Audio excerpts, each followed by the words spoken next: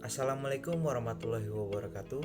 Perkenalkan, saya Divo Cikal Anugrah dari kelompok 3 akan mempresentasikan hasil penelitian kami di mata kuliah Metode Penelitian Kuantitatif. Kami mengambil judul Persepsi Masyarakat Terhadap Tingkat Kepuasan Pelayanan dari Dinas Kependudukan dan Catatan Sipil di Kota Jambi. Pada daftar isi, yang pertama ada latar belakang, rumusan masalah dan batasan masalah, tujuan dan manfaat, landasan teori dan hipotesis, populasi dan sampel, serta metode penelitian dan teknik analisis. Yang pertama ada latar belakang. Menurut Undang-Undang Nomor 25 Tahun 2009 tentang pelayanan publik adalah kegiatan atau kebutuhan pelayanan bagi setiap warga negara dan penduduk atas barang, jasa, dan atau pelayanan administratif yang disediakan oleh penyelenggara pelayanan publik. Dinas atau instansi terkait dalam pembuatan data kependudukan sudah pasti Dinas Kependudukan dan Catatan Sipil. Dalam hal ini, instansi pemerintah akan dinilai seberapa baik dalam melakukan pelayanan terhadap masyarakat secara umum.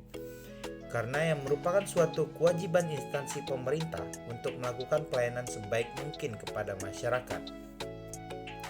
Yang kedua ada rumusan masalah dan batasan masalah.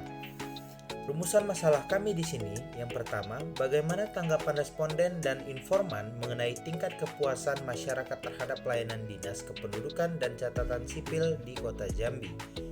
Yang kedua ada apa saja faktor-faktor yang mempengaruhi kepuasan masyarakat terhadap pelayanan publik pada Dinas Kependudukan dan Catatan Sipil. Kemudian batasan masalah kami, dari uraian mengenai permasalahan yang ditemukan, maka batasan penelitian terhadap permasalahan yang telah dipaparkan, yaitu mengenai tingkat kepuasan masyarakat terhadap pelayanan Dinas Dukcapil di Kota Jambi, dan serta faktor-faktor apa saja yang mempengaruhinya. Yang ketiga ada tujuan dan manfaat. Tujuan penelitian di sini dilakukan untuk dapat digeneralisasikan dan diharapkan dapat memberikan feedback atau manfaat kepada pihak-pihak yang bersangkutan dalam penelitian.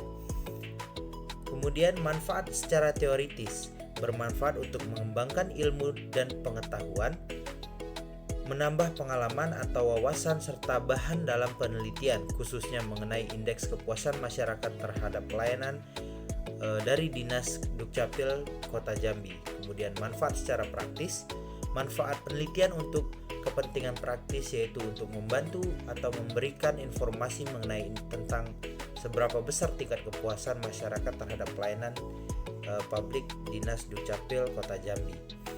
Yang keempat ada landasan teori dan hipotesis. Landasan teori di sini kami mengambil 3 teori. Yang pertama yaitu teori Neo Public Service, yang dimana pemerintah harus menjamin hak-hak masyarakat dan memenuhi tanggung jawabnya kepada masyarakat dengan mengutamakan kepentingan masyarakat dan harus menjadi pegangan atau semboyan dari pemerintah menurut Den Hart dan Gray. Kemudian yang kedua ada teori asas-asas publik. Asas-asas pelayanan publik ini harus dipenuhi dan dilaksanakan oleh aparatur negara dengan tepat agar pelayanan publik dapat berjalan dengan baik dan sesuai dengan apa yang diharapkan. Menurut Giandra, yang menjadi asas-asas pelayanan publik adalah transparansi, kondisional, akuntabilitas, partisipatif, kesamaan hak dan keseimbangan hak dan kewajiban. Yang terakhir teori pelayanan publik.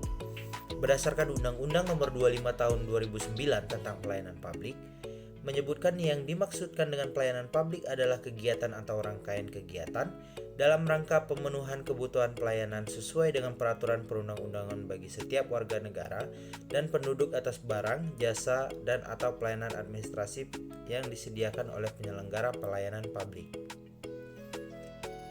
Hipotesis kami yang pertama yaitu diduga adanya pengaruh kebijakan pemerintah dalam memberikan kebijakan administrasi, kependudukan, dan catatan sipil terhadap kepuasan masyarakat dalam menerima pelayanan. Hipotesis kami yang kedua yaitu diduga adanya faktor penting lainnya yang mempengaruhi kepuasan masyarakat terhadap pelayanan dari Dinas Dukcapil Kota Jambi. Yang kelima ada populasi dan sampel.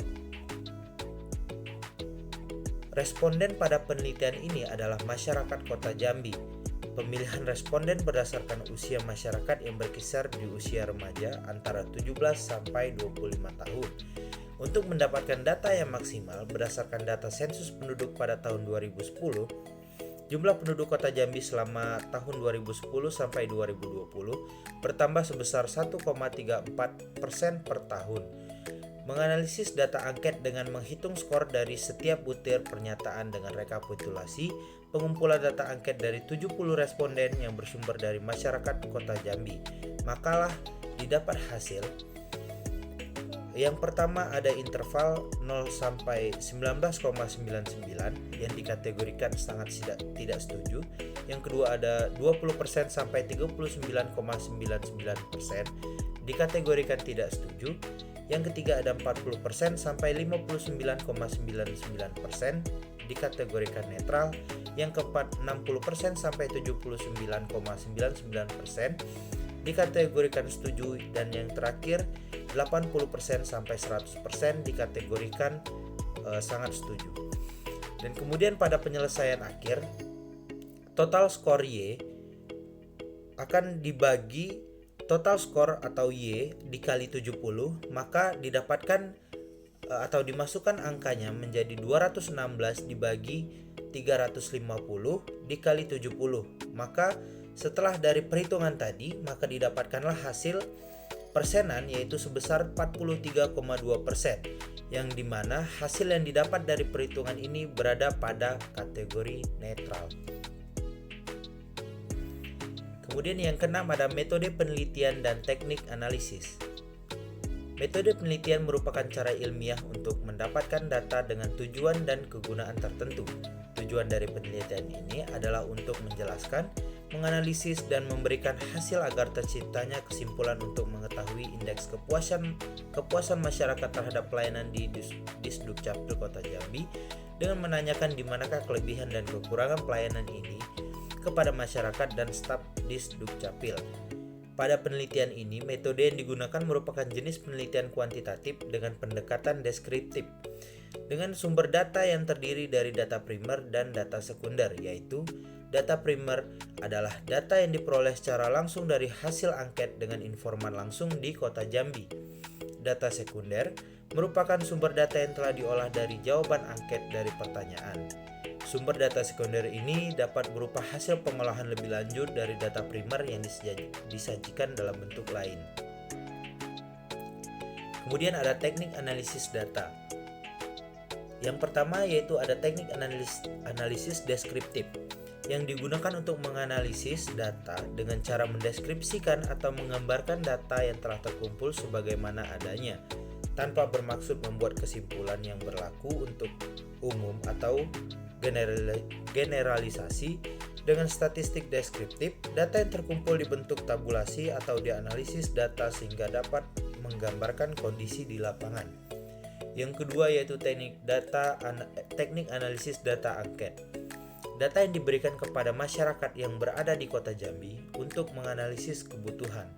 Melalui tahapan, data angket diperiksa dan diklasifikasikan dan analisis berdasarkan aspek-aspek yang telah ditentukan. Data dideskripsikan sebagai data awal dalam penelitian ini dan menarik kesimpulan umum dari deskripsi data yang ada. Baik, itu saja presentasi dari saya. Lebih dan kurangnya saya mohon maaf. Saya akhiri, wabillahi taufiq wal hidayah. Wassalamualaikum warahmatullahi wabarakatuh.